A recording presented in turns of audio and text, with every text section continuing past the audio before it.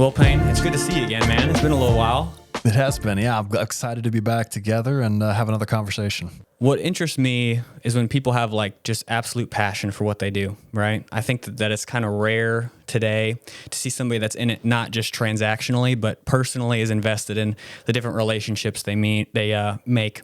For your career, it seems very like you're very focused on improving others. Where does that come from? Do you have like a genuine background in like helping people? Have you always kind of been like that?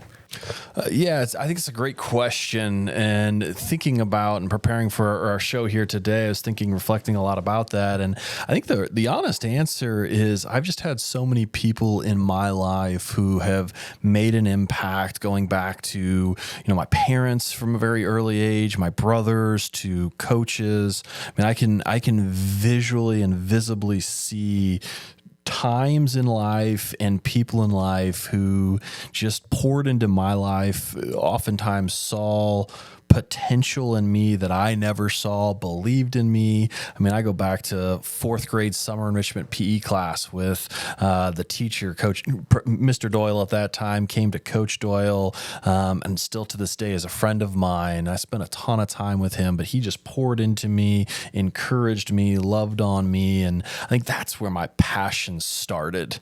And I've always struggled in my life with limiting beliefs and doubts and fears and insecurities around whether I'm good enough or I deserve to be where I am. And so overcoming some of that adversity and those challenges, I don't think they ever go away. I think it just comes at a different level. With the work that I do now, there's insecurities I have. In fact, I've got a keynote that I was just preparing for, that I was procrastinating on, that the voice in my head was telling me, who are you to be able to do that? So it's not as though I've overcome them, but I just think about all of the people in my life who have given me a chance before I deserved it, or poured into me, believed in me, took chances on me. So when it comes down to, why I do what I do, that's the reason, is to be able to pay it forward. But, there's this quote that I live by that I heard, when I was 17 years old. It was in the movie Coach Carter.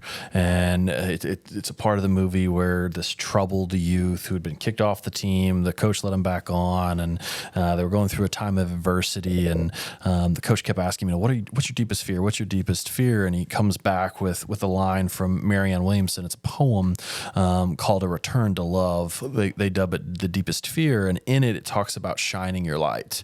And when you shine your own light, you give permission to other people to do the same thing. And so I think when it came to my career and finally deciding what I'm doing, it was a deep burning desire to shine my light and really go after my true potential. And by doing that, I allow other people to do the same. Yeah, I think it's really interesting when you talk about shining your own light. And I think that there's a risk in doing that. And it's something that I've kind of struggled with or thought about personally, is like, if I'm giving my 100% effort, like it's all out there, and if I don't succeed, then it means like, what does it mean for me? Like, am I a failure? Like those kind of things are super hard to get past. So when you first started to get other people pouring into you and you started to kind of battle over that, what were some of the early breakthroughs that you had? Yeah, it's funny. Where my mind first went when you were asking that question was, the fear. Well, what if I fail? And it's funny because that's a fear of mine. You have fear of failure, fear of rejection. Two of the deepest ones, right? And so putting yourself out there and selling a service that's really yourself. I sell myself is what I do. And the services that I do is really either coaching, facilitation, speaking. They're buying me. And so that was huge, the fear of rejection. Well, what if they don't like me? And so that was hard. But what I've really come to realize now, 4 years, having left corporate the world 4 years ago, failure, it sounds so cliche, is only when you give up. And I've been so fortunate, so blessed with the people that I've been able to serve, the friendships and relationships I've been able to make. But what I've realized is the fact of the matter is there's always a possibility. There's always opportunity. And it's just whether or not do you hold on long enough? Because, what if I step out and I fail? What does failure look like? Really drilling down into that. If you stepped out, does that mean, you don't have a client in a year? Okay, well then you can define failure, but put a plan together to make sure you don't experience that. But if you would have told me 4 years ago that I would have traveled to several different countries, work with people all over the world. I mean, last week I was talking to my wife, thinking about this with my wife. I started my day in Germany and I finished my day in Shanghai. And that's the power of technology. You can do that. But who would have thought 4 years later I'd be working with someone in Germany at 6:30 a.m. and someone in Shanghai at 7 p.m. Yeah, I mean, that's a testament to all the work that you've put in since, you mentioned leaving the corporate world. Could you kind of give a little bit of background to that? I know you were an accountant, right? So all that schooling and then passing that test is no easy task. So can you walk us through a little bit of that journey? Yeah. So I tell everybody I'm a recovering CPA. So for any of the CPAs out there that are listening, that's nothing against you or the profession. What I realized in that was I was in the wrong seat at the wrong time. And if I go back and I think about this all the time, like, man, if there would have been a sales position for CPA firms, I would have loved that. I would have loved going out, building brands, marketing, and some of the larger firms have it. The firm that I was at, the regional firm, we really didn't have it, and I didn't know it. I was probably too insecure to even go sell it at the time. But I oftentimes kid with people, like, if I would have looked around in my accounting classes, like there was one person that stuck out like a sore thumb. It was the guy that was always looking to do group work because I loved collaborating with other people, and I was always asking questions. Nobody else was really asking questions. And so I realized if I would have thought back there, I would have realized it. But I started there. I spent 5 years in doing tax returns and audits, longest decade of my life, trying to navigate that. And what I realized is I got to a place where I was kind of backed into a corner, and I knew and I felt it in my gut that there was so much more out there. And I had to take a chance. I had to make a change. And I remember talking to my dad about this, and I'm just blessed with great parents, but I was telling him about, I had to make a change, and he encouraged me to think about it and think hard about it, because the security and safety that was in accounting was significant. And that was an interesting pivot in my life, but I went ahead and I stepped out. And that's when I started the world of entrepreneurship. I ran a small startup company for about 3 years that we owned and operated rural newspapers. And that's where I really got the taste of entrepreneurship combined with people development and just people encouragement and coaching. It's kind of I was a cheerleader is really what I was. As the ops guy, we were operating when I started 5 newspapers. When I left, I think we're up to about 12 newspapers. And my whole job was to help encourage and equip and resource the local newspapers with what they needed to do their jobs. So I loved that. I was able to do that for several years. Then I moved into the operations space for a law firm and then for a financial service firm for about 7.5 years. And one piece of my job in that was the people development part. And I fell in love with that part. I enjoyed that part. And that's really where I joined Maxwell Leadership. And I didn't even know learning and development was a thing, could be a career. And that's what opened my eyes to it. Yeah, when you talk about Maxwell, I was at the lead to learn, right? That's the tagline for it there. Yeah, that event was really, I think, eye-opening even for me, as just doing some video and some photo kind of in the background. Just, how capable people are and they don't even realize it. And the way that you communicate with other people is super valuable too, and just little things, right? So when we talk about some of your coaching that you do, what are some of the common little things that you see people make mistakes on whenever they're in communications or in leadership? I mean, you can kind of go in whatever direction you'd like. Yeah, there's a ton of commonalities. I think one of the things that I've learned now working, having the opportunity to work with people all over the world is we're not that different. People are people.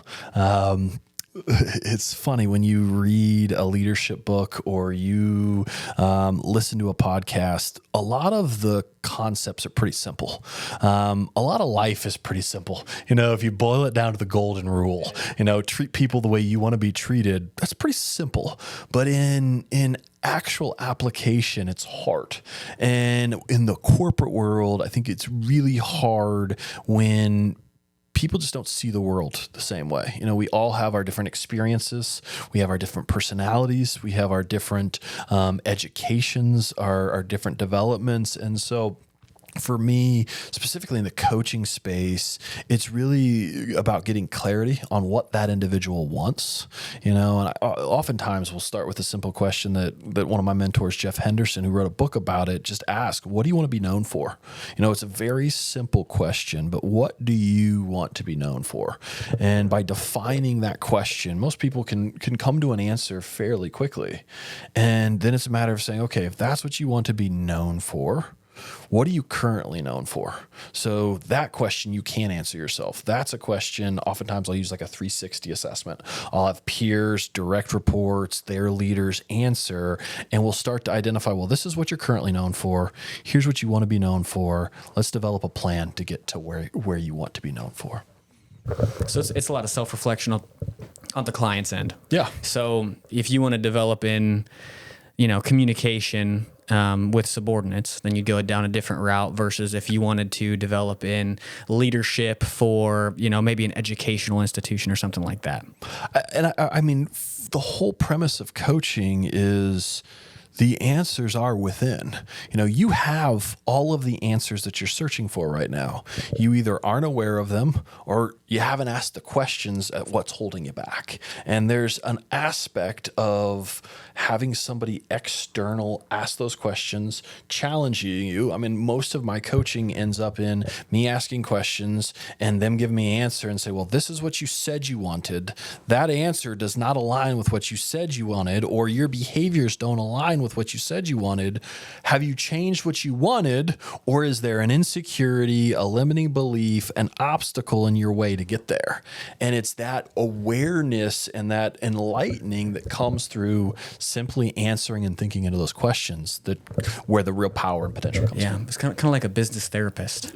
Absolutely. I oftentimes, though, I don't want to get confused. I'm not a therapist, and I think therapists are incredibly important. I think the way I define the difference is it's kind of a cut on your arm. If you have a cut on your arm and you touch it and it still hurts, that's therapy. A lot of it is dealing with past experiences, past situations, past hurts that you haven't fully healed from.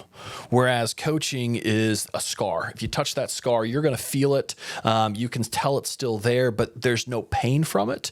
That's coaching. So now I understand the context of what created who you are. And coaching is all forward focused, where most of therapy is retroactive. Hey, this life experience, what definition or what meaning did you tie to it that maybe is not serving you anymore? And so I think therapy is a hugely valuable skill, and I think there's some incredible therapists here locally that we have, and it's such an important service, specifically now in this time. I think mental health is becoming such a more mainstream conversation, and I think therapy is the key to that. Mm-hmm. Yeah. So when you address some of those more, mental blockages, whether that be imposter syndrome or, the thousands of other things that people deal with, where do you typically, do you ever look to a therapist in terms of that, or do you try to tackle most of that yourself on the business end? Yeah, so if it's a limiting belief that is just a matter of understanding it and figuring out, oh, this isn't serving me anymore, and it's a matter of I need to reframe or I need to redefine it, absolutely. That's part of what I can do, and what I do is help people reconstruct that mindset. If there's pain that's still involved with that, if it's still hurt, if it's still running deep, that's when I can stop the engagement. Say, you know what? It's better right now for you to heal from that, and then we can move forward versus trying to move forward throughout that.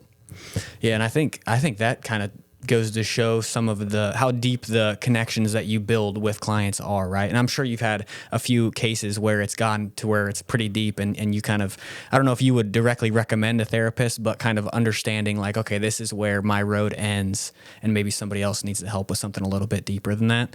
Whenever you build those connections, how do you typically start with that? Yeah. It's funny you asked that question. I just smile because it's what we're doing right here.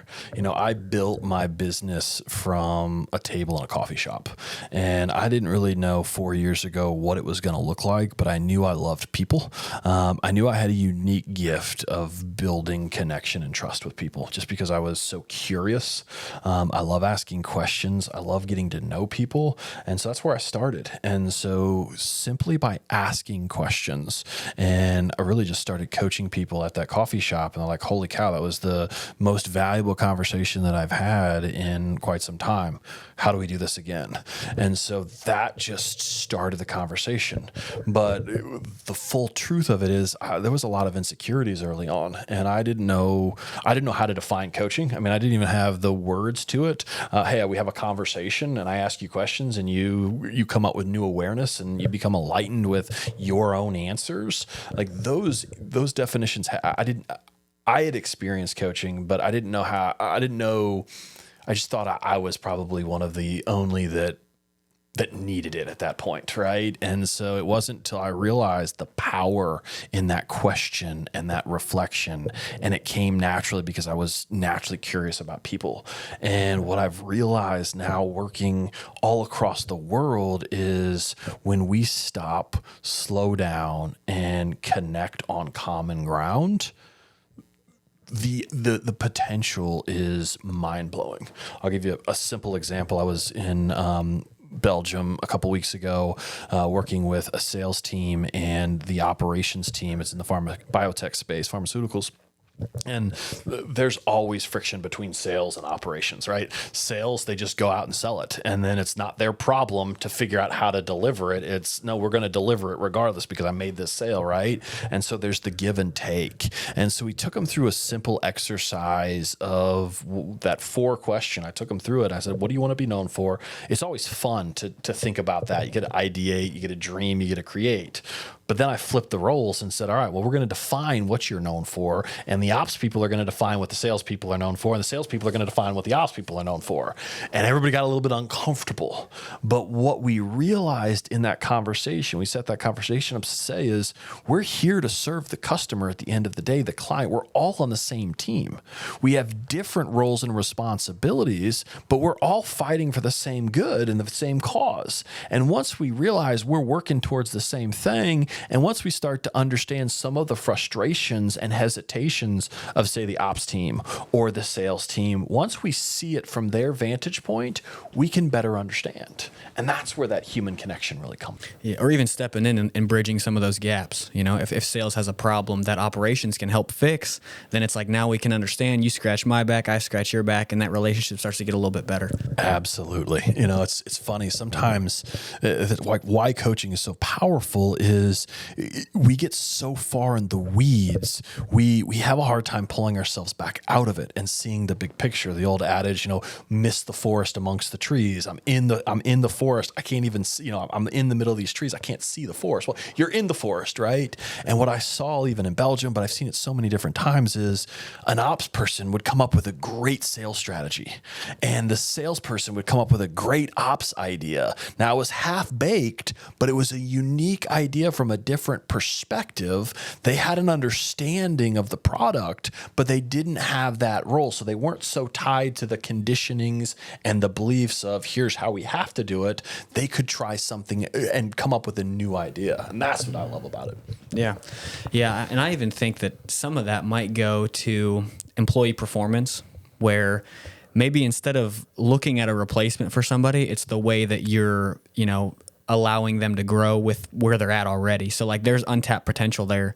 And I think that through your business, finding that potential and bringing it out is huge, right? So I was talking to somebody earlier today, and she was mentioning that she had a CFO, I believe it was, at her bank she used to work at, and this is Miss Erica that works at the jiu-jitsu gym, so she works the desk there, and she said that he was like the smartest guy, right? Everybody wanted advice from this guy and wanted him to do all these panels, and he just couldn't get past the barrier of like public speaking.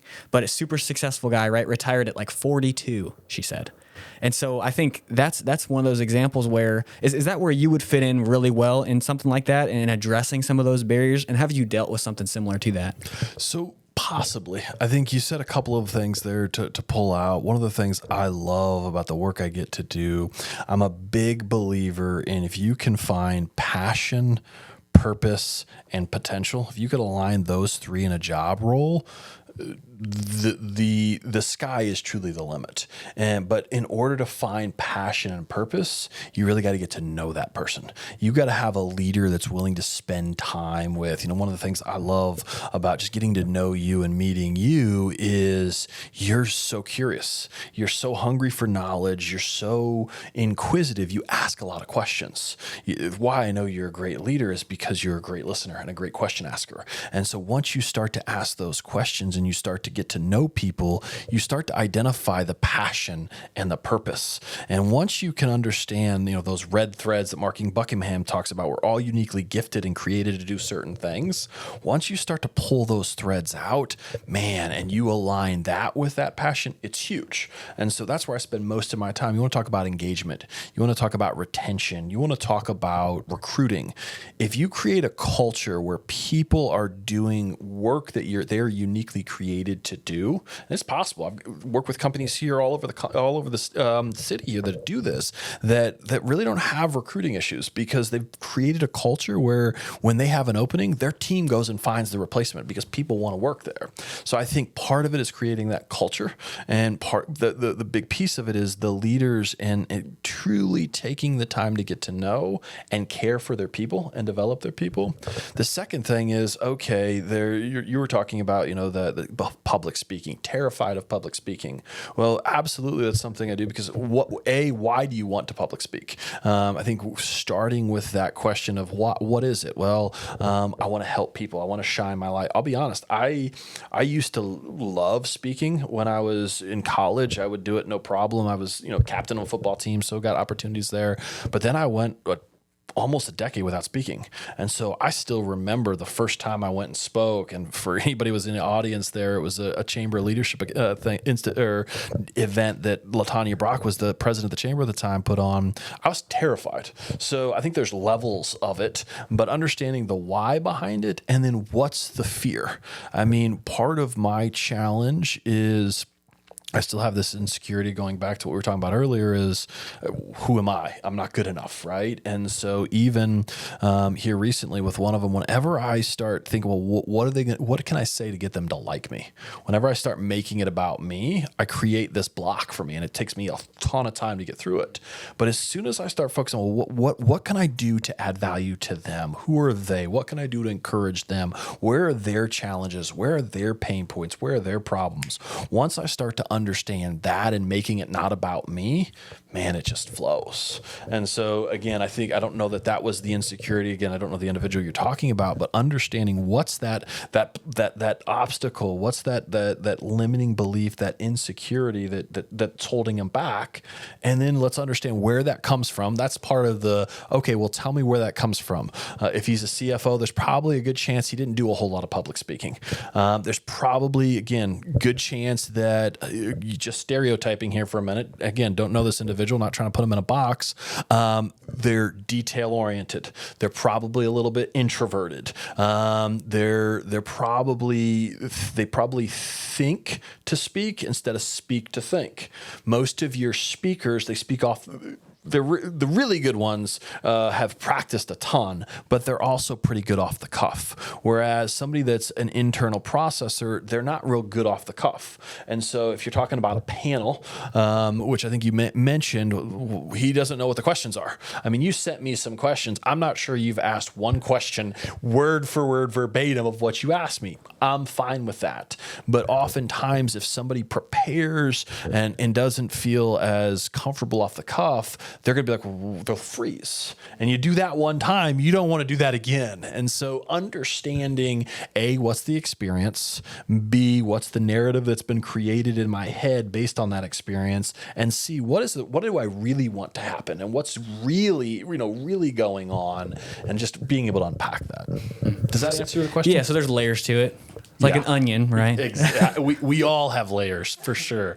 I think whenever you mention some of those key factors in finding, your purpose, right, your passion, if you were to look at somebody that's just starting their career, maybe they're going into college, how do you think that teachers, or if they have a counselor or something along those lines, how should they be pulling that out of them to get them on the best path, to start their journey? Yeah. Like one of the best books I've ever read about this is right there, Love and Work with Marcus Buckingham. I'm a big Marcus Buckingham fan. But what he does in that book is helps people understand that education and the way it's delivered today is broken. I don't think it's anybody's fault, other than it goes back to kind of the industrialization of our country and how we grew and molded, but it doesn't do a whole lot to teach us how to think. It teaches us what to think. So here's the history. Let's use history or mathematics. Here's the equation. Learn how to do the equation, and we're going to keep building on it, right? Whereas in life, it's more about thinking about, okay, well, what was that experience like? What did I like about that experience? And how do I find more experiences like the ones that I like? And so if I was going into college, or I was talking to somebody in college right now, I would simply ask them two questions that came from that book. What did you love this week? And what did you loathe this week? The loves are your keys to finding your passions. I loved the conversation that I had on the podcast. Okay, well, why did you love that conversation? Well, we were talking about personal growth and leadership and development. Okay, well, why is that important? Well, I love helping people unlock their potential. Great. So starting to peel the onions back, what jobs could you find in doing that? Well, there's a lot of experiential education. There's a lot of learning and development. These large organizations have whole departments that just develop their team in personal, professional leadership development. I didn't know that was a thing when I went to college. I was listening to people and voices in my life, one of them being my dad saying, hey, go study accounting. Okay, great. I started down that path, blew out my knee. And then when I was still thinking about going to law school at the time, the advisor says, well, don't get a 4-year degree in 5 years. So accounting was a 5-year degree and biochemistry was a 5-year degree. I definitely wasn't going to sciences. So I followed accounting. And so I think really the best advice that I would give to somebody going into college, starting their career now, is just be reflective. What did you like? Why did you like it? Who were you with? What were you doing? When were you doing? All of those questions that help you realize and become more aware around your true purpose, your true potential, your true passion.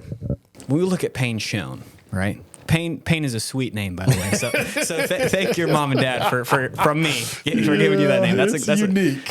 It's unique. When we look at Payne and we look at the overarching life, right? When you're outside of work and you're with the family, how do you kind of balance your personal business? Because I know from being an entrepreneur and sometimes you just get those calls you got to take outside. How do you balance that? How do you find that work-life balance with your kids and your wife? Yeah, it's a hot topic today, the work-life balance. I'm not so sure that there is a balance. I think I heard somebody say balance is not what you're striving for, because if you hit balance, then everything's perfect and you just want to stop. You want to keep it balanced so nothing changes. So I'm more of an integration kind of guy. Is how do I integrate work and life? And what I can say now as an entrepreneur is I've got better integration than I ever have. And I think largely because I'm doing what I was uniquely created to do. When I was working in the corporate world, I had some incredible opportunities, work with some amazing people, but I knew deep down that I was not doing what I was called to do. And I was leaving so much potential on the table. And it changed me, and it made me not a great person to be around. And so I've got an amazing wife and incredible kids that are super understanding. My wife was super supportive in figuring this out, even when I had no idea. And so I try to integrate it. And so how I would explain that is last month I did a ton of traveling. I don't typically do. I try to limit maybe travel twice a month.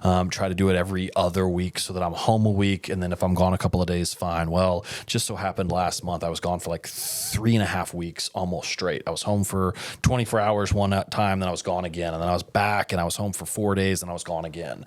That was really hard on my wife, so she's incredibly supportive, but also my kids. So what I've tried to do in the integration is when I'm gone, I'm gone. And so like I'm focused and I'm locked in and I'll be there. But then when I'm back, I'm here. I do my best. I'm not nowhere near perfect on this, but when I'm home, I'm with my kids or I'm with my wife. We're spending that quality time, really, really feeling the presence piece. Because as a guy who's always struggled with ADHD his entire life, it's easy for me to be here and thinking about 16 other things. And so my kids are at the age now that they see it and they call me out on it. And so really trying to be present and knowing, okay, I'm going to be gone for a week, but then when I come back, we're going to do this and this and this. And so it's more of an integration. Yeah. So where do you find time to take care of yourself in that? Whether that's getting a workout in, making sure you have some good meals to eat. So I know traveling is really tough, especially in terms of eating and nutrition, or just personal development. You mentioned a couple books there. When do you have time to kind of dive into that stuff? Well, the best part about what I do now is it's all about personal development. And so if I'm not growing, I can't really coach, lead, facilitate people to grow. And so it is baked into everything I do in that personal development space. So that one's easy, check the box. Traveling actually for working out is easier because I don't have kids and wife and responsibilities. So it's easier to get a workout in a hotel than it is actually at home. Hotel gym, right? Right, exactly. Yeah. The hotel gym. They're much better in Europe. In fact, actually, I was in Europe earlier this last month, and I'm like, man, that compared to the Marriott gym, it night and day different. But maybe that says something about our culture. So I think it's small little things, and I get up pretty early. I'm a morning person, so I try to get up and get some exercise in early in the morning. Try to do some reflection. I'm a slow reader, so I listen to a lot of things. I process auditorily and visually better than I do just from reading. And so if I'm experiencing something, so I'm watching a YouTube video or I'm watching a keynote speech, or if I'm listening to it and processing it, it's better for me. And so I'll do that while I'm walking. Being able to overlap some of those things.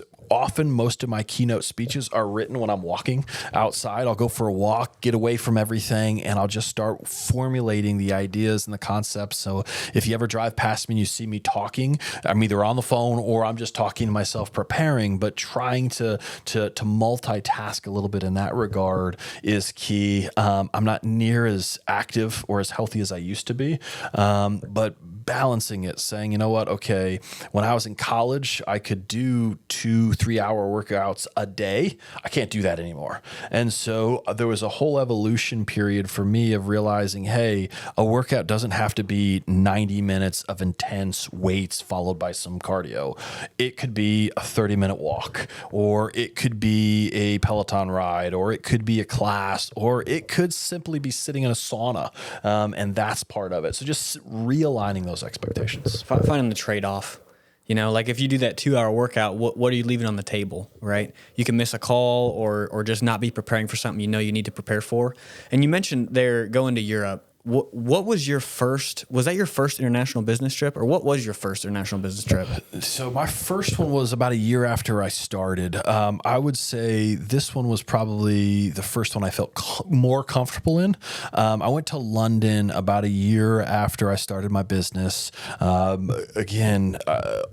my business has grown purely through network. Man, that's really impressive too. I want to tell you that, you know, that's a year in, and you're getting international clients. I mean, so how do you even build that relationship? So is that friend through a friend kind of thing? It was. I went on a transformation trip. So one of the goals that John Maxwell has through Maxwell Leadership is to see a country transformed through values-based leadership. And so he's got these opportunities that his coaches can go and help train countries. And so they top down. The only way John will do it is if the president of the country invites him in. And so we were in the Dominican Republic. And so I was in the Dominican Republic. I went to a university. And so I was on a bus with a woman for a couple of hours to drive to this university. And we got to talking, and she connected me with somebody else. And this was November of 2021. Fast forward, the person that she connected me with was the global director of sales training for a pharmaceutical company. And so also part of Maxwell Leadership, also on that trip, got to know each other. We just clicked, had a conversation, built a relationship. She invited me over to London. And so found myself 6 months later in London with myself, her, and the woman that was on the bus with us. So all three of us. Yeah. And when you said that was one of the, did you say not prepared or just confidence?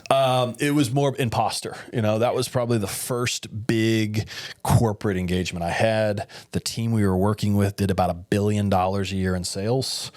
One of the first people I met, he had a sales quota of $1 million per day. And right. Yeah. And I was just like, where am I and how in the world did I get here? Funny story. I tell this story quite often, and I love it because I was sitting in this on the couch in this swanky hotel room or the hotel lobby, and out of the conference room over my right busts this woman just cussing and screaming at the top of her lungs. And like, she startled me so much. I often joke, I'm like, I peed on the couch right there. And I'm like, and I come to find out the woman that bust out was the leader of the sales team. And I'm like, I've got one mission over the next week: stay out of that woman's way. I mean, she was all of 5'2", but man, she was fiery. And so we get to the end of the week. We have a great week. And the woman, Susan, is the woman that brought me over. She worked for the company. She's like, hey, we got some people that want some coaching.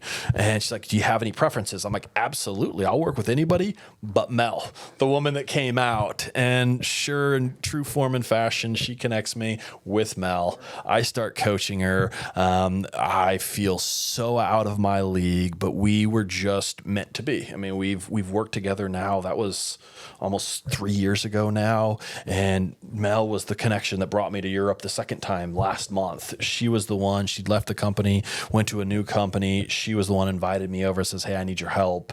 And I felt a little bit better on that one, a little bit more prepared. Let's just put it that way. Less deer in the headlight. Yeah. And that's like when you said anybody but her, right? And she's the one that most likely needed the most, most likely, just with that kind of communication style of, and I think you can attest this more than I can, but I think whenever it comes to business, like having that kind of fire and having it, raise up and turn into aggression, I think that's one of those things where it's like, it's not the place, it's not the time. And I think, so how would you kind of go through something like that? Like, is that what you noticed in her? Is that what her kind of, situation was? And then how do you address that? Yeah. I mean, that specific situation came down to awareness and desire to learn. Mel is probably one of the most incredible professionals I've ever met. Grit, determination, perseverance, creativity, care for people is second to none. But how she comes off sometimes, and she knew this, just didn't align. And so just working with her and, hey, you know, how do you think people interpreted that? How do you think they saw that? How do you think they processed that? Is that the way you wanted to come off? A lot of that.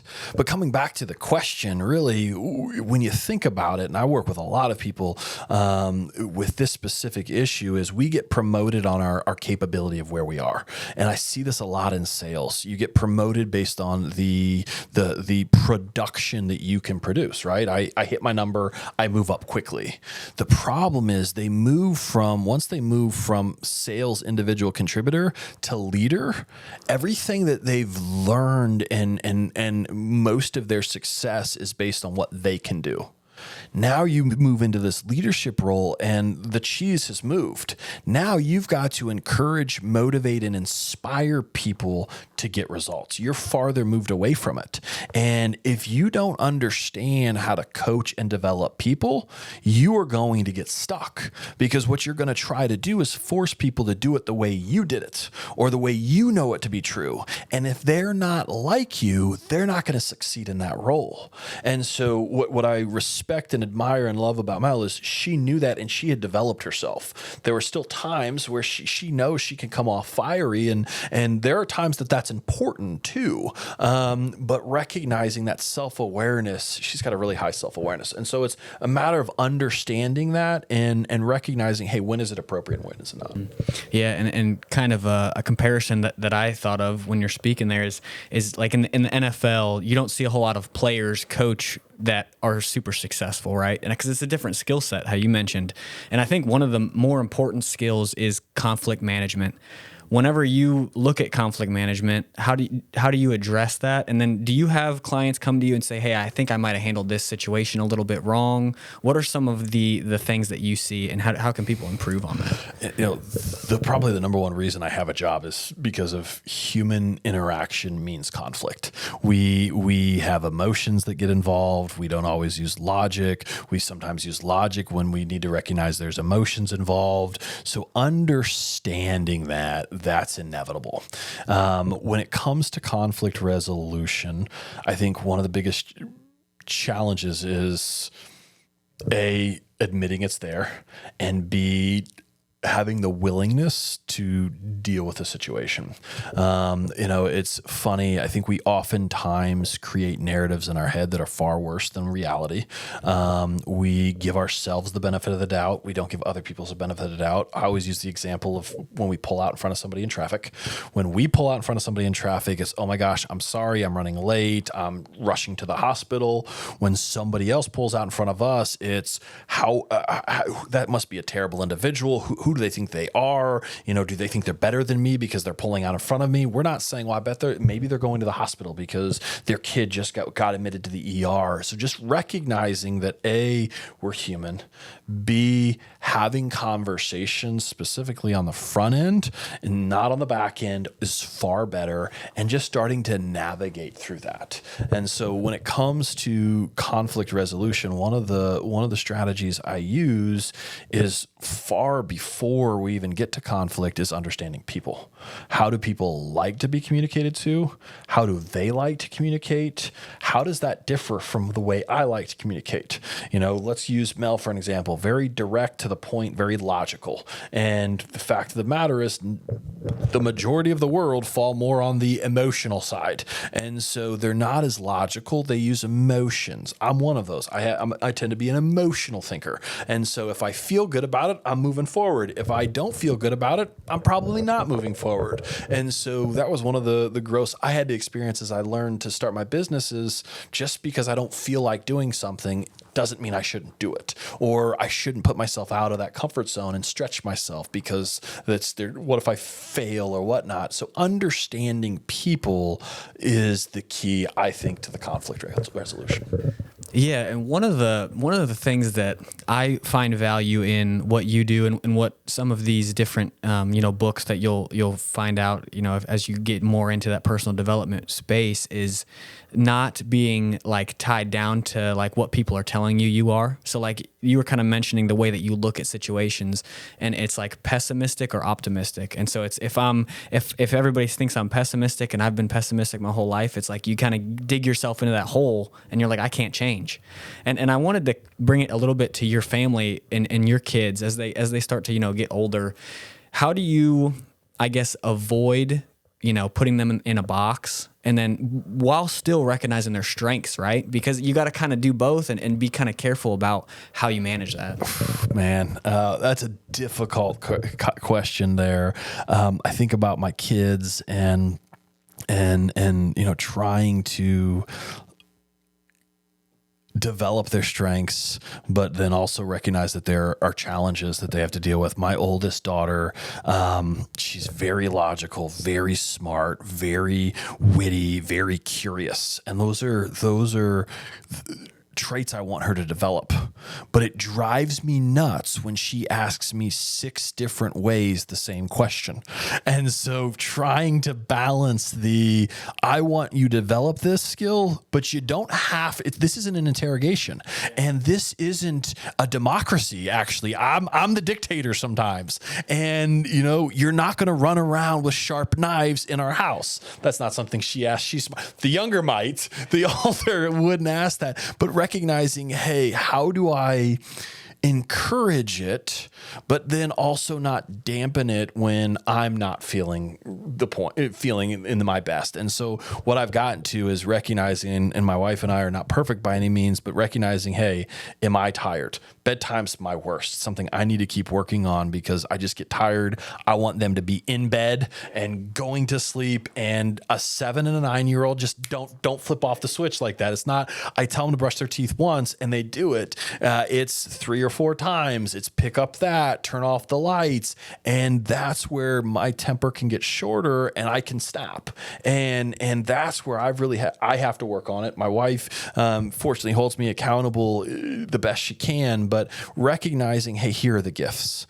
So trying to recognize where I'm hindering that and where my own mood and emotion gets in the way, recognizing their gifts. The other thing, and this is something I learned, again, I've said her name once, LaTanya Brock. She and I were talking one time several years ago about affirmations. I'm a huge affirmation person. I always thought they were kind of cliche and silly. But for me, who's someone who struggles with self-doubt and self-belief, affirmations have been huge in my professional and my personal life. And so I decided, my wife and I decided early on that, hey, if our kids, if this works, let's just do it. And so we started doing affirmations with them.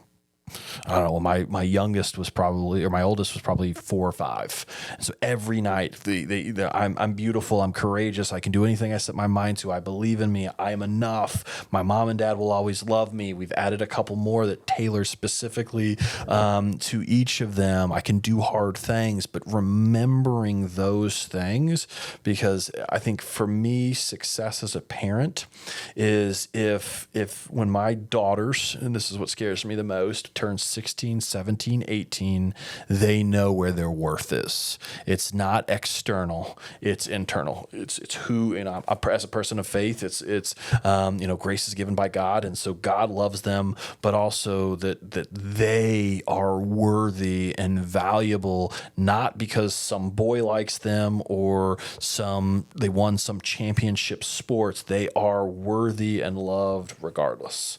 And so as long as they know that, I think the rest of the things can take care of themselves. Yeah, I think starting with yourself, that self-worth is huge.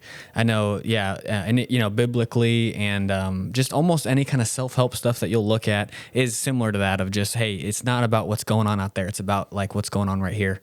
I think that's huge when raising kids, and it's heartbreaking to see whenever it doesn't pan out that way from parenting perspective, because a lot of I don't want to say like bad kids, but a lot of kids that misbehave and end up going down those wrong paths, 9 times out of 10, you can kind of look back to see the parenting structure kind of fall apart on them.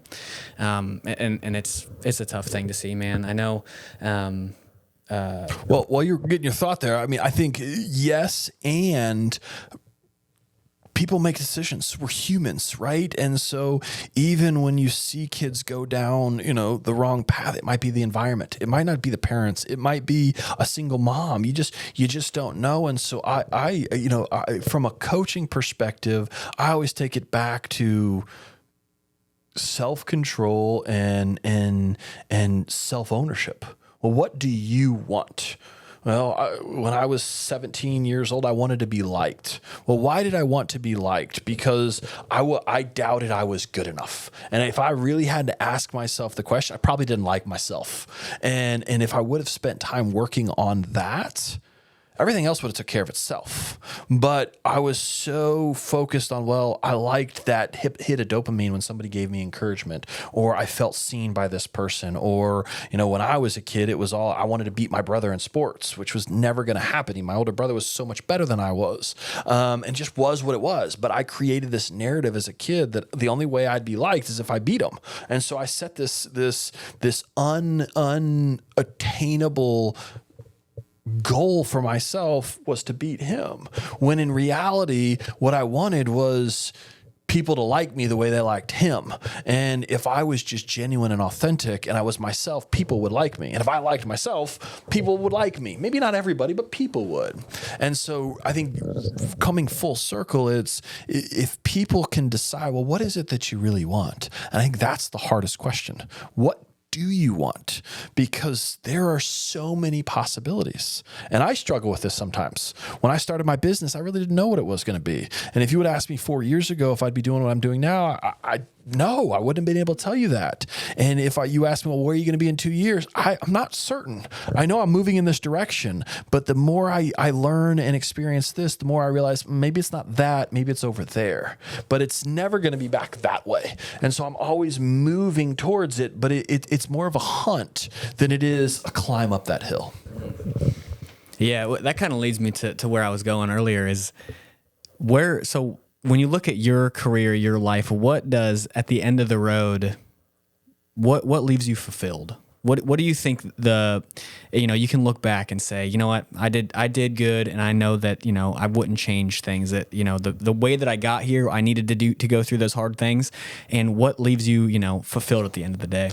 Yeah, so for me, it's all about the way I make people feel, and the way they leave an interaction with me. And by no means am I perfect on this, but my hope is when someone crosses my path, that I leave them encouraged, inspired, and equipped with new insight that they didn't have before. And it's not for me giving them insight. I will share my experiences, but the beauty of coaching is it's not about what I know, it's about what that person already knows. Because I don't know about you, but most of the people I work with and then in my experiences, when somebody tells me what to do, I typically take it with a grain of salt. But when I've either experienced it, I've helped come up with the idea, I'm a part of it, or it's my idea, I'm 9 times more likely to take action on that. And that's what the power of coaching is my answer is not the right answer. For you, for sure, the only answer my answer's right for is me. And so helping people gain clarity on, what is it that you're looking for? What is it that's in your way? What is one simple step that you can take this week that can start moving you in that direction? Awesome. Well, thank you, Payne. I enjoyed our time. We had about an hour here, flew by. It's always great. And you just mentioned there coming across, every time I come across you, you're always positive. You always check in, and you have a great memory for things. And you just checking in with me about my daughter and things like that. It's, it's meaningful, and it's one of those things that I think gets overlooked sometimes in a lot of transactional relationships. And I really appreciate that about you, man. So thanks for your time. It's been my pleasure. I appreciate this. I'm super excited for you and this journey that you're going on. You're gonna have some great conversations. I'm excited about seeing where this takes you.